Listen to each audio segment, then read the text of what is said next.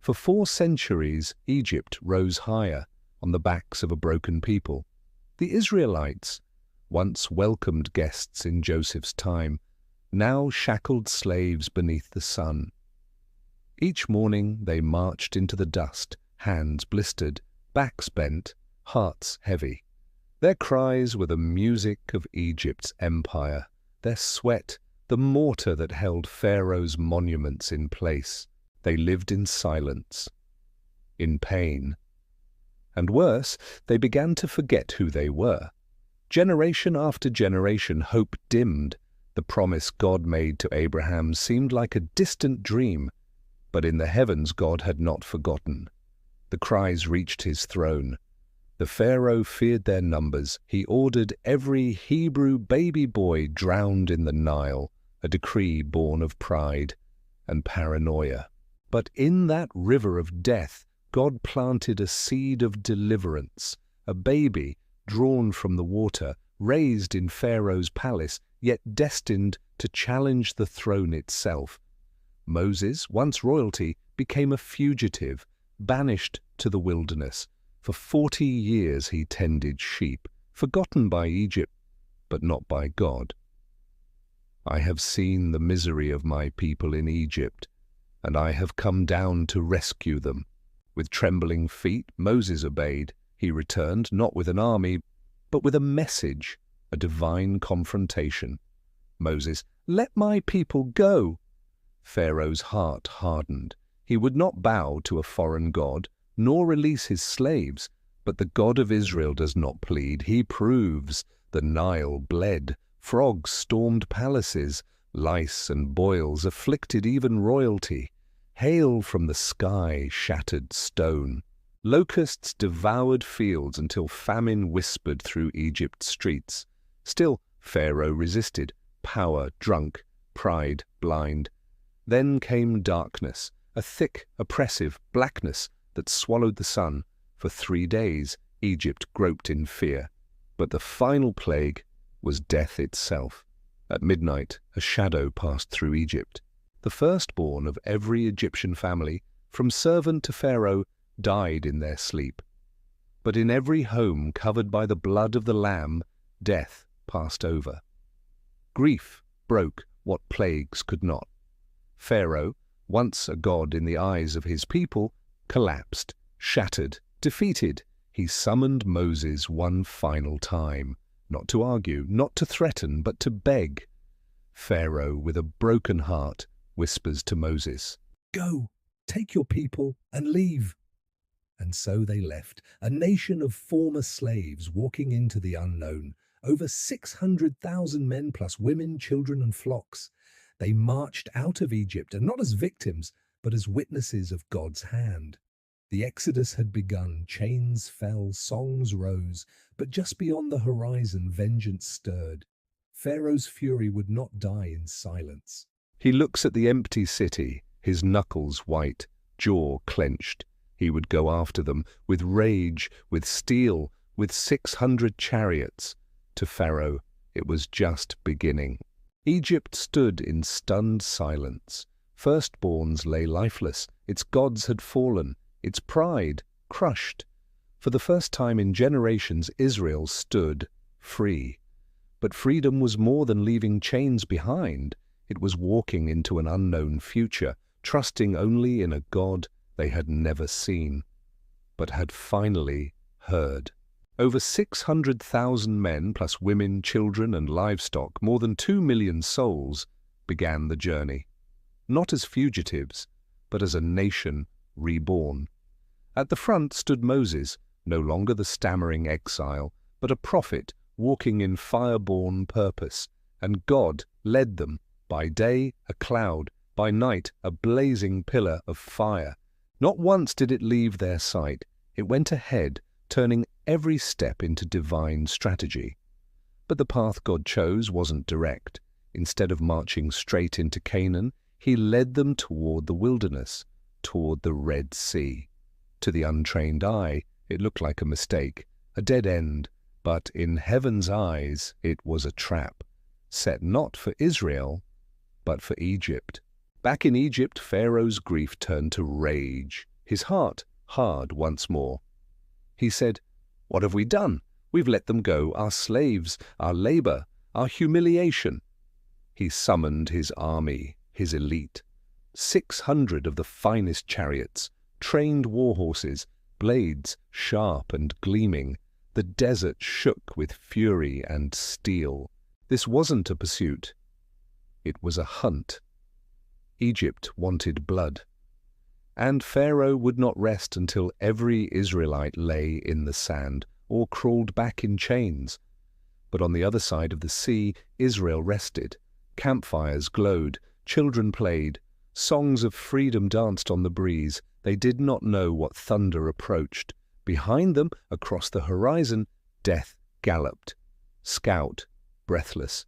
"The Egyptians are coming!" An Israelite man screams, "We're trapped! There's no way out!" In front of them, the sea.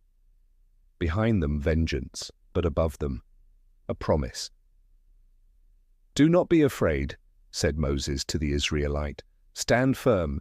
You will see the deliverance the Lord will bring you today." And the God of heaven moved. His presence dropped like fire between his people and their enemies. Darkness smothered Egypt's path. Light warmed Israel's camp. Pharaoh's army halts in confusion. Shadowed by the pillar, they ask themselves, "What is this? We can't move." Every eye turned to Moses. Every heartbeat paused. The journey had begun with freedom, but it would be sealed with a miracle. The new day should have brought peace, but fear moved faster than the sun. Child shouting, "What is that sound?" It was the sound of vengeance. 600 chariots, Egypt's finest, led by Pharaoh himself, thundering across the desert like a storm of iron and death. In front of them, endless water. Behind them, certain slaughter. There was no way out. Israelite woman crying out, "Why did you bring us here, Moses? Were there not enough graves in Egypt?" Panic spread like wildfire. Fear twisted hearts. Doubt poisoned trust. All they could see was the sea and the enemy. But Moses did not flinch. He had seen fire in a bush that never burned. He had seen a staff turn to a serpent. He had watched the Nile bleed red. The God who had brought them this far had not changed. Moses commanding, "Do not be afraid. Stand still, and you will see the salvation of the Lord. The Egyptians you see today, you will never see again." The people went silent. All eyes turned to the pillar of cloud. Then God moved. The cloud that had led them now stood behind them, a divine wall. To Israel, it shone like fire. To Egypt, it was a suffocating darkness. "We can't see. Where are they?" said the Egyptian commander. God himself stepped into the space between hunter and hunted. Then came the second movement of heaven's hand. A mighty east wind began to howl, not gentle, not random, focused, roaring. The sea began to divide. The sea stood up, not a trick, not a myth. Water obeyed the voice of its creator. A path appeared, carved by divine breath. Where there had been death, now stood deliverance. Child whispering, "It's a road through the sea." And the journey wasn't over. It was just beginning again. Moses turns to the Israelite. He said, "Go, walk, cross over." Step by step, they walked between walls of water. Children, elders, herds, all passed through. What was meant to drown them now stood still at their sides. It was no longer escape. It was a declaration. God was not just saving them, he was revealing himself as Lord of creation, King of the impossible. Behind them, Pharaoh saw the road through the water. But instead of bowing in awe, he burned with pride. Pharaoh is furious and, "Charge! After them!" And the trap was now set. Egypt followed, blind to the fact that they were riding into the very hands of judgment. Israel could see the other side. Freedom was a few hundred steps away, but behind them the sound of wheels returned, the roar of Pharaoh's wrath, now closer than ever. They had walked through a miracle, but the enemy still pursued. It began with a breath, not a whisper, but a wind, ancient, targeted, divine. A force not born of weather, but of will. Moses stood at the edge of the impossible, no bridge, no boats, just water stretching to the horizon. Behind him, Pharaoh's army. Before him, only God's word, God, voice, thundering. Stretch out your hand over the sea. Then the sea listened. With a roar like thunder tearing through the deep, the waters split. Walls of ocean rose, defying gravity, nature, and fear. Where there was once only death, now stood a corridor of life, the seabed dry as dust, the path clear and clean, the miracle open to all. The people had cried out to God for deliverance, and now they stood in its wake, terrified not of Egypt, but of glory. Israelite woman whispers, "What kind of God does this?" Moses, "Walk, go forward, the Lord fights for you." And they walked between walls of ocean, under a ceiling of sky, guided by the fire of heaven. Step by step, the impossible became the way. No one was left behind, not the slow, not the young, not the weak. Deliverance did not discriminate. On the other shore, Pharaoh watched the sea open before him. He had defied God, mocked his name, buried his people. Now he watched their escape unfold through power he could not match. Egyptian soldier, trembling.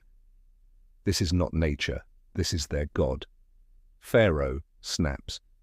After them, into the sea. And so Egypt charged, not just into water, but into judgment. 600 chariots thundering into the path carved by the breath of God. Israel heard the pounding hooves, the clashing steel. Even with the sea parted, the enemy still followed. But now, they were not trapped, they were crossing. They did not run, they moved with purpose. The same God who opened the sea would close it on their enemies. But first, they had to trust and walk through. What must it have felt like? To walk through a living canyon of water, to hear the groan of the deep held back by unseen hands, to breathe in freedom with every step. The sea itself had become a monument, parted not by science, but by sovereignty. One by one they emerged from the path, soaked in awe, shaken by glory, changed forever. But as Israel reached the far shore, Egypt drew deeper into the trap. They thought they were chasing prey. In truth, they were racing into divine judgment. The moment was not over. The sea was not finished speaking. Pharaoh's fury was unleashed like a tempest. His war chariots thundered forward, driven by pride, rage, and desperation. Nothing would stop this relentless pursuit, not the wind, not the water, not even the wrath of God. 600 chariots, thousands of riders, their hooves pounding like drums of war, their armor gleaming in the harsh sunlight. The desert trembled beneath their charge. Pharaoh shouting, "After them! Tear them down! Show them no mercy!" Egyptian soldier yelling, "Death to the Hebrews! Bring them back in chains!" But the sea was no ordinary battleground. These walls of water, silent giants, held power beyond any blade or bow. They waited, patient and poised. The soldiers charged bravely, some screaming defiance, others gripped by the terror of the unknown. Every step forward was a step deeper into a trap they did not understand. At the edge of salvation stood Moses, holding the line between life and death, the fate of a nation balanced on his arms and the will of God. The heavens responded, the wind ceased, a heavy silence fell, pregnant with judgment. Pharaoh whispering, "What is this? The sea! It's still!" Then came the final act, the moment Egypt would never forget. The walls of water crashed together with the force of 1,000 storms. The sea swallowed the chariots, horses screamed, men screamed louder. Steel and sand, fury and flood became one. Egypt's finest warriors were crushed beneath waves they thought they could command. Pharaoh's pride shattered on the waves. The king who refused to bow now fought for breath and lost. The Red Sea closed its mouth, swallowing vengeance and fear alike. Silence returned, but it was the silence of victory. On the shore stood a people transformed, from slaves to survivors, from fear to faith. Their God had delivered them with power no man could fight. This was more than escape. It was a declaration. God's power reigns supreme. Pharaoh's fury was broken. Israel's journey had only just begun. For a moment, time seemed to stand still. Pharaoh's army, relentless and furious, pushed forward into the heart of the sea. But beneath their feet, the foundations of their fate were crumbling. The sea had been held back by a divine hand, but that hand was ready to release its fury. Moses raised his staff once more. A silent command passed between heaven and earth. The mighty east wind that carved the path vanished, leaving only silence. Then the sea began to move. With the force of a raging tempest, the walls of water crashed inward, returning with deadly speed. Egyptian soldier screaming, "Run, the sea, it's coming down!" Steel was torn from flesh. Hooves were lost to depths. Pharaoh's army, once the greatest power on earth, was no match for the hand of God. Pharaoh himself fought the flood, but pride and power could not save him. The waters claimed the king who dared defy the Almighty. When the waters settled, all that remained was silence and the memory of a miracle. Israel stood in awe. Their captors had been defeated by a power beyond anything they had known. Their journey into freedom was sealed by the sea's roar and God's justice. This was more than survival. It was a new beginning, a covenant marked by faith and deliverance. And so the children of Israel sang a song of victory, the song of the sea, forever reminding the world that when God fights for his people, no enemy can stand. The Red Sea remained a testament, a place where chains were broken, armies were defeated, and the impossible became history. The sea that once roared with fury now whispered a peaceful song, its waves no longer barriers but witnesses, witnesses to a story written in power, faith, and freedom. For the people of Israel, the crossing was more than escape, it was a transformation. From slaves shackled by fear, they became a nation bound by hope. Israelite elder, softly, "We walked through death and came out alive. The God who delivered us is the God who will lead us." Moses knew this moment was a turning point, a promise kept, and a future waiting.